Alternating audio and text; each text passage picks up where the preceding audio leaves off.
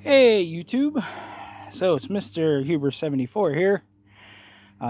It is the following day. I have completed my teardown and evaluation of the Polaris Razor S800 my buddy bought.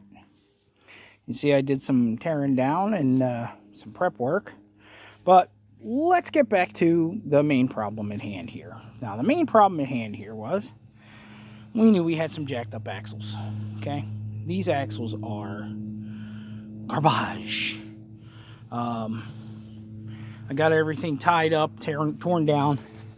You can see the differential is sitting there. You can see how wiped out that diff is. It's completely hosed. Not even gonna try and rebuild it. I see the part number on there, 6622 837. You know, I already ordered them a new diff for this thing.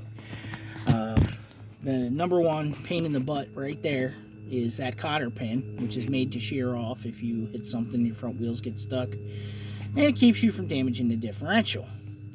The secret is just get a cheap bolt that's the right length with a nylock nut. And when I say cheap, like grade 3, grade 5 made in China bolt.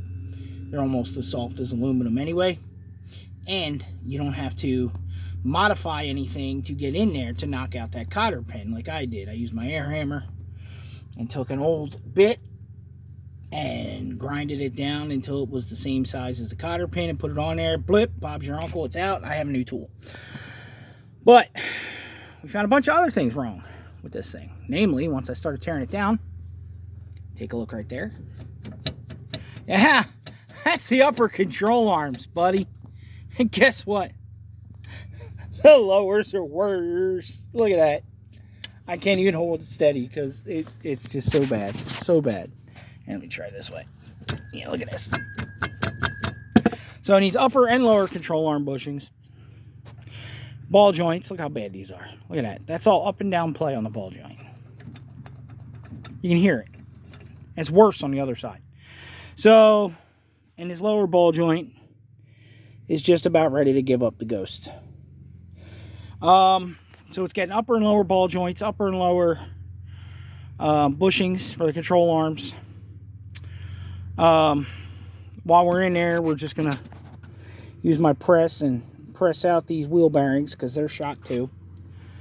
Yeah, basically the whole front end's getting rebuilt in this thing. You know, the kid he bought it off of butchered this thing to high hell,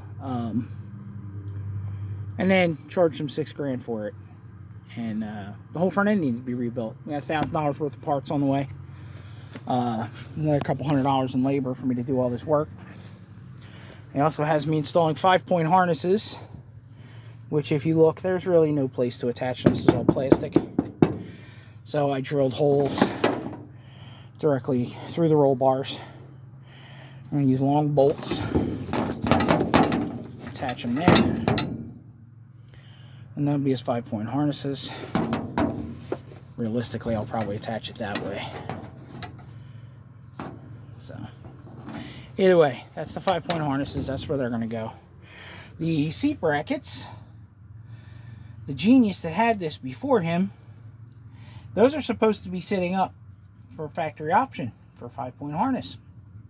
Because over here is the seat belt that the guy cut out. He literally took a knife and cut the seat belts, but left the retractors. So I have those two to unbolt, and I have all my bottom brackets, and then I'm going to use this hole in the front of the center of the frame right here, look right here, for the crotch belt that comes up for the middle under the seat, and the 5-point harnesses are done. So I've already drilled the holes back here in the roll cage. Yeah, and I just got to modify the centerpiece, because what the guy that had this originally did, if you look here, this is the panel that goes there, right? Like so. And right here is where those seatbelt things stick through. Well, this guy took a piece of plastic and some pop rivets and cut his own. I don't know where he got it from. He cut it off of somewhere, probably from this side over here or something, and made his own. And if you can look at the padding here, you can see the air intake boot from the heat has left an indent in this insulation. But anyway, so I'm just going to grind the heads of these rivets off right here for my customer. And we're going to cut slots in this and put that over where the seat belts, the 5-point harnesses, bolt in. And then we'll take some of the plastic self-tapping screws for automotive use and just go right through these pre-existing holes. And that'll grab that piece of plastic, and whenever he has to take this off, he can just pop that, slide this whole piece out. This piece will stay underneath the seat belt, and the seat belt, because it's a 5-point harness, will slide right through this hole and come right out. So that takes care of that problem. Then we have the rest of the problems. The rest of the problems being, if you look over there, there's this battery box on that side. We've gone over this janky wiring that this guy did in this thing.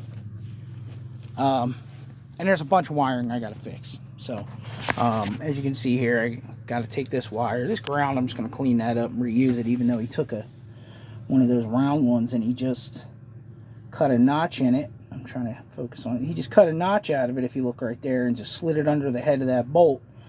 But here's the other problem. Look over here. One of the roll bar bolts, the head snapped off completely. So I got to drill and tap that to fix that problem. I'll put a better fitting on there.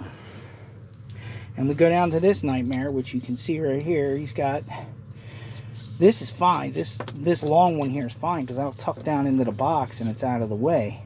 But this is too short and it's pinched by the seat. And it feels like he's got a really crappy electrical connector under there. So I'm going to have to fix all that correctly. Probably run it over here under the seat, around and back in this box, because I'm going to put and mount his winch relay and stuff in here and run the wires underneath along the frame to the front.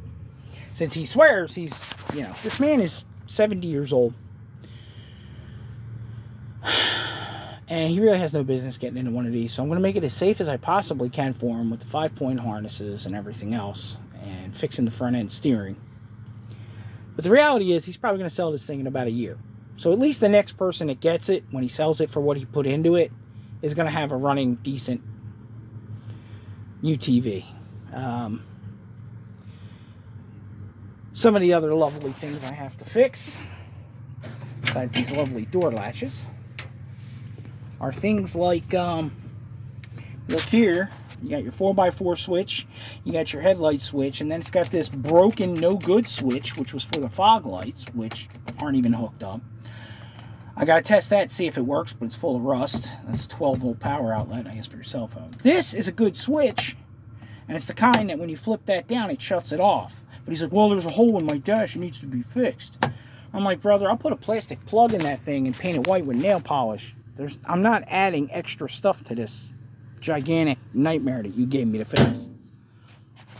But anyway, yeah, upper lower ball joints, upper and lower control arm bushings. You can see how bad they are. Look at this. This is ridiculous. You can see how bad the axles were leaking. You look at all the grease tossed everywhere on this. Lower ball joints ready to fall out of it. The upper one literally fell out. You look how bad that is, man. Ball joints aren't supposed to be like that. So yeah, I mean, you know, it was probably a young guy that really didn't know what he was doing and thought he'd be cool, and he, you know, put some Fox Racing adjustable shocks in it and beat the dog snot out of it, and then he found a sucker and dropped it off at my buddy's house and collected his money. And he's out probably riding around in the newer, bigger model. Meanwhile, my buddy's spending what he could have spent for an almost new one just to get this old, beat-up one working. So, please, please, please take my advice, people. If you have a friend that's a mechanic, or at least a mechanical enthusiast that knows what to look for, okay? And if you don't have that, and you have a mechanic that you're good with, you're friendly with, you take all your work to him, hey man, I'll buy you a 6-pack, hey man, I'll give you 20 bucks, hey man, I'll do whatever you need to do, take him with you when you go to look at a used vehicle. And the part that disturbs me most is the guy delivered this to my buddy's house. And you know why he delivered it? So my buddy wouldn't get in it and feel how bad the front end was driving it onto a trailer. If they're offering to deliver to your house, you automatically have a bigger bargaining chip. Before they even take it off the trailer, go out and go through it. That way, if they can't come down on the price, they can just leave it on the trailer and take it. It's their gas money. It's their problem. Do not get your stuff stuck in something that you spend $6,000 for, that needs $1,000 worth of parts, and realistically probably $500 to $700 worth of labor. Because he's a friend of mine, I'm not going to tell you, but I charged him way less than that to do all this. And the only reason he got that discounted price is because he's a friend of mine and we're in the same MC, and you know, he's like a brother to me, so he knows he's got to pay for this. So I still got to take the whole front end off. You take the whole front end off because if you look right here, those are the bolts for the lower and the upper control arms, and they only come out the front. So all this cowling and this front bumper support all have to come off and get out of my way so I can tear this thing down, so I can get these parts out of it. Yeah. So updates are coming. Parts are on order. Obviously, nobody has them in stock. They're all on their way, quote unquote.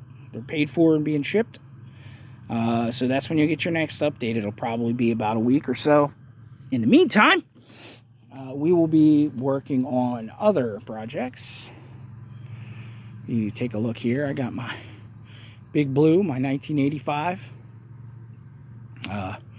Big Blue was my cigar from a little while ago. Finish that up.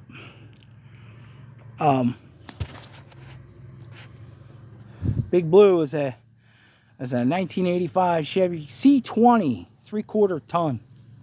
It's really a 1 ton. It's got 8 lug axles in it.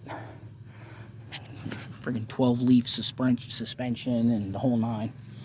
It needs some stuff, but it's complete. I got her cheap. Next video will be going over a couple things on this. I'll fire it up for you, let it run, so y'all can hear this 315 cubic inch small block. Yeah, that's right, you heard me. 5.2 liter small block Chevy. That's a 305 punch 60 over.